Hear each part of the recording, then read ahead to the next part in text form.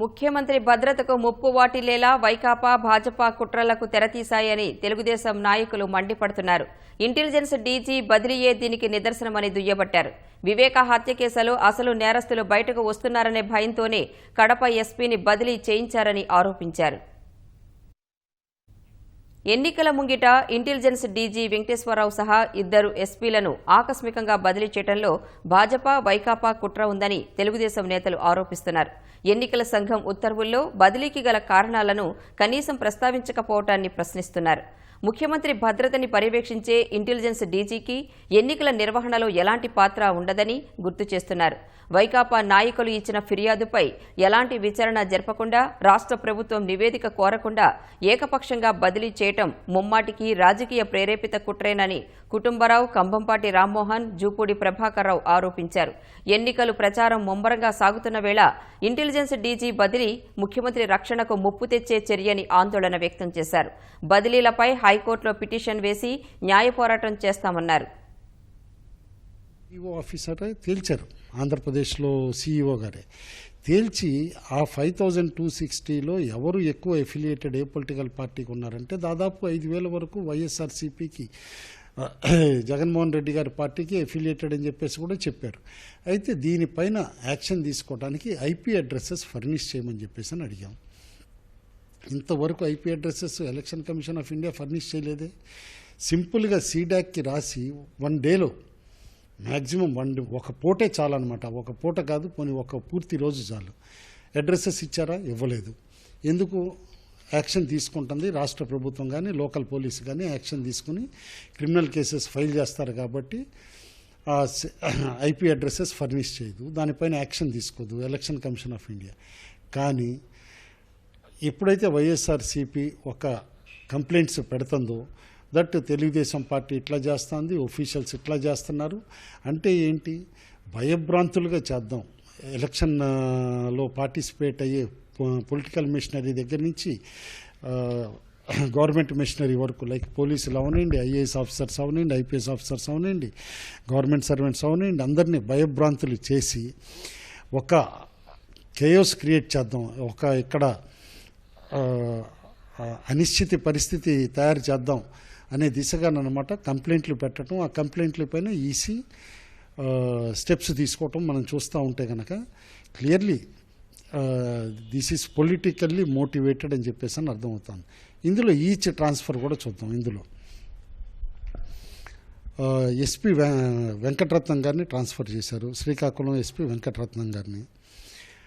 ఆయన ఒక సామాజిక వర్గానికి చెందిన ఆయన, నాన్ క్యాడర్ ఎస్పీ అని చెప్పేసి అని చేశారు. But same non cadre people ఎస్పీస్గా ఉంటాం. పక్కన తెలంగాణలో 10 మంది పైగా ఉన్నారు, వేరే మంది కూడా ఉన్నారు. ఈయన ఒక్కడిపైన ఎందుకు యాక్షన్ చేశారు? ఏదో ఒక రూమర్ అన్నమాట పుట్టించి ఒక బేస్లెస్ ఎలిగేషన్ ఒకటి చేసి ఇమీడియట్గా ఆ ఎలిగేషన్ అన్నమాట ఇన్వెస్టిగేట్ చేసినట్టు 25వ తారీఖు నాడు విజయసాయిరెడ్డి గారు వెళ్ళేసి కంప్లైంట్ ఇస్తారు. అక్కడ 26వ తారీఖు నాడు నైటు ఇమీడియట్గా ఎలక్షన్ కమిషన్ డెసిషన్ తీసుకుంటుంది. లోకల్ అబ్జర్వర్ రిపోర్టర్ తీసుకున్నారా? కలెక్టర్ రిపోర్ట్ ఏమన్నా తీసుకున్నారా? మీరు ఏ బేసిస్ పైన ఈ ట్రాన్స్ఫర్కి మీరు స్టెప్స్ తీసుకున్నారనేది ఒక జస్టిఫికేషన్ ఇవ్వకపోతే యూనిలాటరల్గా మీరు ఈ డెసిషన్ తీసుకున్నది ఎవరో ప్రభావితం చేసి తీసుకున్నారనేది అర్థమైపోతుంది. Same thing Kadapa SP Rahul గారు ఉన్నారు. ఇన్వెస్టిగేషన్ అడ్వాన్స్ స్టేజ్లో ఉంది.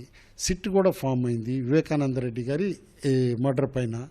అది క్లియర్లీ జగన్మోహన్ రెడ్డి గారి సంబంధికులు కానీ ఆయన కుటుంబ సభ్యులే ఎవరో కానీ ఇన్వాల్వ్ అయ్యి ఉన్నారని చెప్పేసి అక్కడికి ఇన్వెస్టిగేషన్ ఆ దిశగా వెళ్తుందని బయట రూమర్స్ వస్తున్నాయి, సోర్సెస్ చెప్తున్నాయి. ఎనీ టైం అరెస్ట్ కూడా కావచ్చు, పార్లమెంట్ కంటెస్ట్ చేస్తున్న ఒక క్యాండిడేట్ కూడా అరెస్ట్ కావచ్చు అని చెప్పేసి అని బయట వస్తున్నాయి.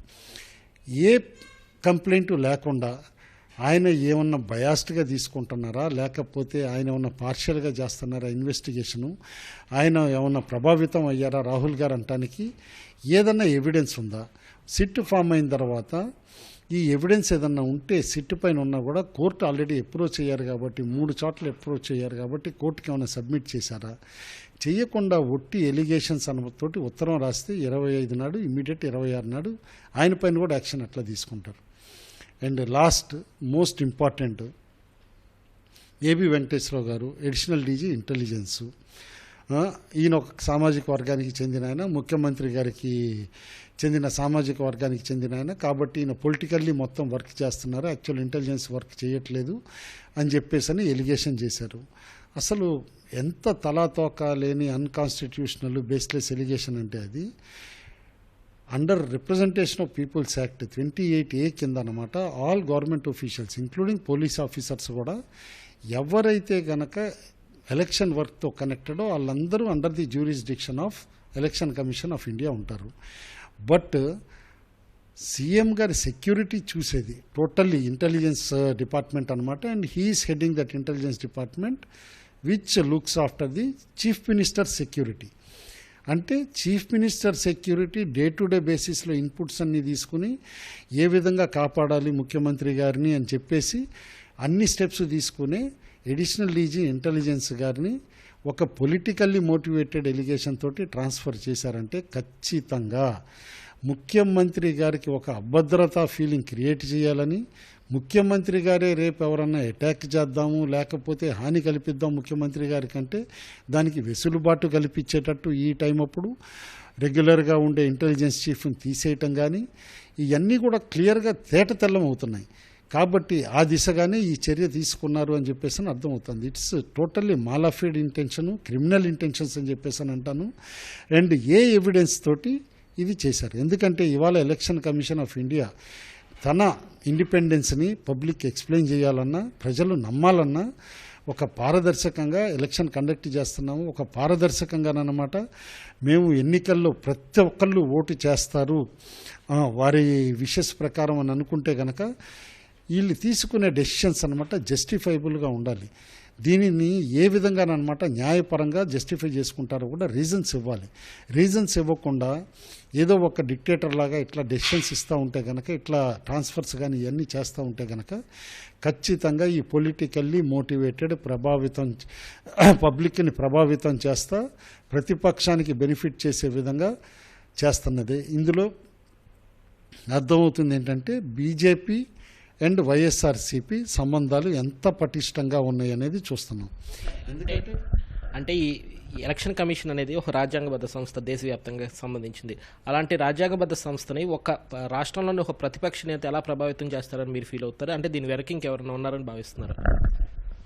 ఇది ఖచ్చితంగా ప్రతి కామన్ మ్యాన్కి వచ్చే ప్రశ్న అండి. ప్రతిపక్ష నాయకుడికి ఏమి పవర్స్ ఉంటాయండి, ఏమాత్రం ఆయనకి పలుకుబడి ఉంటుంది, ఇట్లా ఒక రాజ్యాంగబద్ధ ఇన్స్టిట్యూషన్ని ఇన్ఫ్లుయెన్స్ చేయగలరా అని చెప్పేసి. బట్ ఇక్కడ ఇది ఇవాళ మొదలైంది కాదు, ఎప్పుడోనమాట 2 సంవత్సరాల దగ్గర నుంచే బీజం పడనమాట. వైఎస్ఆర్సీపీ నాయకులు, ప్రతిపక్ష నాయకులు అనమాట ప్రధానమంత్రి గారి ఆఫీస్ తోటి సత్సంబంధాలు పెట్టుకుని ఒక బ్యాక్ డోర్గా కుట్ర పన్నారంటానికి ఇది నిదర్శనం. రాజ్యాంగబద్ధ సంస్థలన్నీ కూడా ఇవాళ జేబు సంస్థలు అయిపోయినాయి ప్రధానమంత్రి గారు అజిత్ దోవల్ గారి నేతృత్వంలో. కాబట్టి వాళ్ళ జేబు సంస్థే కాబట్టి ఎలక్షన్ కమిషన్ని కూడా ఏ విధంగా ఇన్ఫ్లుయెన్స్ చేయాలి అనేది మనం ఇన్ఫ్లుయెన్స్ చేస్తున్నారనేది మనం చూస్తున్నాం. అండ్ క్లియర్గా ఇక్కడ ప్రతిపక్ష నాయకుడికి భారతీయ జనతా పార్టీ తోటి అవినాభావ కవల పిల్లల సంబంధం ఏర్పడిపోయింది. ఇప్పుడు అది ప్రతి స్టెప్ ఏ రాజ్యాంగబద్ధ సంస్థ తీసుకున్నా కూడా తెలిసిపోతుంది. ఇవాళ ఒకటే పాయింట్ చెప్తాను నేను, ఇంత క్విక్గా దీనిపైన స్టెప్ తీసుకునే ముందు మరి 5 సంవత్సరాల నుంచి ఈడీ కేసులు, సిబిఐ కేసులు జగన్మోహన్ రెడ్డి గారి పైన ఉంటే ఇంత త్వరితగతిన డెసిషన్ ఏదైతే ఈసీ తీసుకుందో ఆ విధంగా వేరే రాజ్యాంగబద్ధ సంస్థలు ఎందుకు తీసుకోలేదండి? సిబిఐ కానీ లేకపోతే ఈడీ కానీ ఇన్కమ్ ట్యాక్స్ డిపార్ట్మెంట్ కానీ వీళ్ళందరూ ఎందుకు స్టెప్స్ తీసుకోలేదు ఆయన కేసులు సాల్వ్ చేయడానికి? నిజంగా కేసుల్లో ఏమీ లేకపోతే ఇప్పటికి ఎప్పుడో సాల్వ్ చేస్తే ఆయన కడిగిన ముత్యంలాగా బయటకు వచ్చేవాడు కదా. ఖచ్చితంగానమాట ఆయన పైన కేసులన్నీ నిలబడతాయి, ప్రాసిక్యూషన్ అవుతుంది, ఆ భయం ఆయనకి ఉంది. కాబట్టి ఖచ్చితంగా కేసులను వాడుకుని ఒక తోలుబొమ్మలాగా ఈ రాష్ట్రంలో తమిళనాడులో చేసినట్టేనమాట ఇక్కడ కూడా మనం ఒక పప్పెట్ గవర్నమెంట్ని, తోలుబొమ్మ గవర్నమెంట్ని పెట్టుకుని ఆడుకోవచ్చు అని చెప్పేసి భారతీయ జనతా పార్టీ కూడా ఆలోచిస్తుంది. అదేవిధంగానే ఈ స్టెప్స్ అన్నీ కూడా చూస్తున్నాం మనం. ఖచ్చితంగా ఇది డెమోక్రసీకి మంచిది కాదు, ఫెడరలిజంకి మంచిది కాదు. మీకు కావాలనుకున్న ప్రభుత్వాన్నే ఎన్నుకునేటట్టు మేము స్టెప్స్ తీసుకుంటాం ఏ రాష్ట్రంలోనైనా అని చెప్పేసి ఈ విధంగా ఎలక్షన్ కమిషన్ ఇన్ఫ్లుయెన్స్ చేయడం ఏమాత్రం కూడా కరెక్ట్ కాదని చెప్పేసి అంటాను. అంటే రాష్ట్రంలో ఉన్న పోలీస్ వ్యవస్థని మీరు ఉన్న అధికారాన్ని అడ్డం పెట్టుకుని ప్రభావితం చేస్తున్నారు. ఇక్కడ పోలీస్ వ్యవస్థ మీద నమ్మకం లేకనే మేము జాతీయ సంస్థలను జాతీయ సంస్థల దగ్గరికి వెళ్తున్నామని చెప్పి కూడా ప్రతిపక్ష నేతలు ఏదైతే వివేకానంద హత్యకు సంబంధించి కానీ ఇతర అంశాలు కానీ చెప్తున్నారు. దీనిపై మీరేమంటారు? Once election notification MCC model code of conduct వచ్చిన తర్వాత ఎవరి కింద ఉన్నారండి? పోలీసులు కానీ కలెక్టర్స్ కానీ ఎవరి మాట వింటారండి? ఎలక్షన్ కమిషన్ మాట వింటారు కదా. ఎందుకంటే ఆల్రెడీ నేను ఇందాక చెప్పినట్టు ఆర్పీ యాక్ట్ 28A కింద ప్రతి డెసిగ్నేటెడ్ ఆఫీసరు దాని కంట్రోల్లో ఉంటారు కదా. ఎవరన్నా తప్పు చేస్తే ఫర్ ఎనీ రీజన్ అన్నమాట ఇమీడియట్గా వాళ్ళు స్టెప్స్ తీసుకునే పరిస్థితి ఉంటుంది. వాళ్ళ కెరియర్ ఎందుకు డ్యామేజ్ చేసుకుంటారండి? ఏ పోలీస్ ఆఫీసర్ కానీ ఐపీఎస్ ఆఫీసర్ కానీ ఐఏఎస్ ఆఫీసర్ కానీ వాళ్ళు పర్మనెంట్గా, రాజకీయ నాయకులు పర్మనెంట్గా ఉండరండి సర్వీస్లో. వాళ్ళు రిటైర్ అయ్యే వరకు సర్వీస్లో ఉంటారు, ఐఏఎస్లు కానీ ఐపీఎస్లు కానీ మిగతా అధికారులు అందరూ కూడా. కాబట్టి వాళ్ళ కెరియర్ని వాళ్ళు సాక్రిఫైస్ చేసుకుంటారా, వాళ్ళ కెరియర్ని వాళ్ళు రూయిన్ చేసుకుంటారా? కాబట్టి అందరూ నిబద్ధతతో పనిచేస్తారు. కానీ వాళ్ళందరినీ బెదిరించి వణికించేటట్టు చేసి ప్రభావితం చేస్తా వాళ్ళని సరిగ్గా వర్క్ చేసుకొని ఇవ్వకుండా చేసే విధంగా ఈ స్టెప్స్ అన్ని తీసుకుంటున్నారు. అంటే ఏంటి? మేము చెప్పిన విధంగా మీరు పని చేయకపోతే మీ కెరియర్ డ్యామేజ్ చేసే విధంగా స్టెప్స్ తీసుకుంటామని ఈ విధంగా ప్రభావితం చేస్తున్నారు వాళ్ళ ఎలక్షన్ కమిషన్ కూడా అని చెప్పేసి అని అర్థమవుతోంది. క్లియర్గా ఎలక్షన్ కమిషన్ని వెనకుండి నడిపిస్తున్నారు. మనకి తెలుసు అపాయింట్మెంట్ చేసే ముందు ఎంత లాబీ చేసుకుంటారో ఎలక్షన్ కమిషనర్ పోస్ట్కి అనమాట. అండ్ అప్పుడు రూలింగ్లో ఉన్న పార్టీ ఎలక్షన్ కమిషనర్ పోస్టు ఇప్పిస్తుంది. తర్వాత రిటైర్ అయ్యే వరకు వాళ్ళు ఖచ్చితంగా వాళ్ళకి వంత పాడుతూనే ఉంటారు రూలింగ్ పార్టీకి.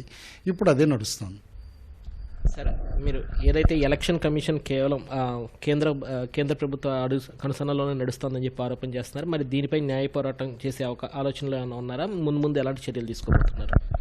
ఖచ్చితంగానండి. ఏ రీజను లేకుండా ఒక రాష్ట్ర అడ్మినిస్ట్రేషన్ని ఇవాళ అది ఇంత క్రిటికల్ టైం, అప్పుడు మోడల్ కోడ్ ఆఫ్ కాండక్ట్ ఉంది, ఎలక్షన్స్ ఇంకా 15 రోజులు కూడా లేవు, 15 డేస్లో ఎలక్షన్స్ ఉన్నప్పుడు అనమాట మీరు ఏం చేస్తున్నారు? ఈ స్టెప్స్ తీసుకొని పొలిటికల్లీ మోటివేట్ చేద్దాము ఆఫీసర్స్ని ప్రతిపక్షం సైడు, అండ్ పొలిటికల్లీ డ్యామేజ్ చేద్దాము చంద్రబాబు నాయుడు గారిని కానీ తెలుగుదేశం పార్టీని కానీ అని చెప్పేసి ఈ స్టెప్స్ తీసుకుంటున్నారని అర్థమవుతుంది. కాబట్టి న్యాయస్థానాన్ని కూడా అప్రోచ్ అవుతున్నాం.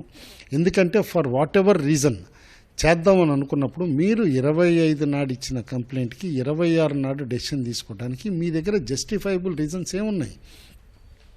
ఈవెన్ ఒక పిక్ పాకెటర్ని అరెస్ట్ చేసిన పోలీసు వాళ్ళు ప్రూవ్ చేయాల్సి వస్తుంది. ఆడు ఎవరు పాకెట్ కొట్టేశాడు ఏంటి అని చెప్పేసి ఏ దొంగతనంలోనైనా బేసిక్ ఇన్వెస్టిగేషన్ చేసిన తర్వాతే యాక్షన్ తీసుకుంటారు. ఇక్కడ కంప్లైంట్స్ మీద మేము తీసుకున్నామంటే రీజన్ అన్న ఒకటి స్టేట్ చేయాలి కదా, చేయకుండా చేశారు. కాబట్టి న్యాయస్థానాన్ని అప్రోచ్ అవుతాను.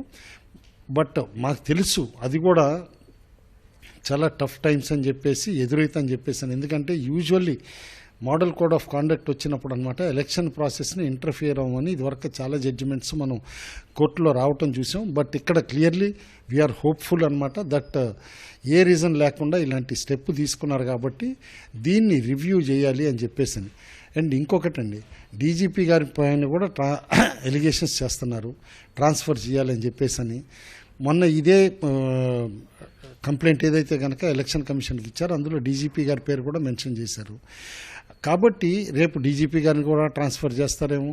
అంటే మీకు కావాల్సిన ఆఫీసర్స్ని భయభ్రాంతులు చేశారన్నమాట. ఆఫీసర్స్ మీరు చెప్పినట్టు వినకపోతే కనుక వాళ్ళ కెరియర్ రూయిన్ చేసేటట్టు ఇట్లా ట్రాన్స్ఫర్లు కానీ ఈ కత్తి మీ మెడ మీద పెడతామన్నట్టు బెదరగొడతారా ఏంటంటున్నారు, చేసే స్టెప్స్ తీసుకుంటున్నారు. కాబట్టి వీ వాంట్ టు క్లియర్లీ అనమాట appeal to the courts also to take a favourable decision in this regard. ఇది ప్రణాళిక మండలి ఉపాధ్యక్షులు కుటుంబరావు స్పందన. ఏదైతే తాజాగా చోటు చేసుకుంటున్న పరిణామాలు ఉన్నాయో ఇవన్నీ రాజకీయ ప్రేరేపిత సంబంధించినవని చెప్పి ఆయన గట్టిగా వాదిస్తున్నారు. కెమెరా పర్సన్ ఏ నాగరాజ్తో VS Krishna, ETV news, Amaravati.